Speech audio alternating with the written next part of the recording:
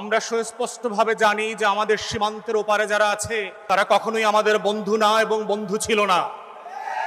কিন্তু যেটা আমরা জানি না সেটা হচ্ছে আমাদের সশস্ত্র বাহিনীর মধ্যে কারা ঘাপটি মেরে দিল্লির খলনায়ক অ্যাসেট হিসাবে কাজ করছে। আমরা যেটা জানি না সেটা হচ্ছে আমাদের ডিজিএফআই, এনএসআই, এসবি, ডিবি থেকে শুরু করে রাষ্ট্রের আমলাতন্ত্রের মধ্যে নখরে নখরে কারা কারা বাংলাদেশকে প্রত্যেক দিন বিক্রি করে দেওয়ার জন্য কাজ করছে। সোশ্যাল মিডিয়াতে আমরা শুক্রবার থেকে জানি যে কে কে এই শুটিং এর সাথে জড়িত। তারা মোমেন শাহী থেকে সীমান্ত ক্রস করে ওই পারে চলে যাবে। গারো পাহাড়ের এক ফিলিপ নামে ছেলের কথা বললাম, কিন্তু আমাদেরকে সোশ্যাল মিডিয়াতে জানানো হলো এই শুটার নাকি সিলেটে যাবে। কারা জানিয়ে পুরো জাতির দৃষ্টি পরিবর্তন করেছে।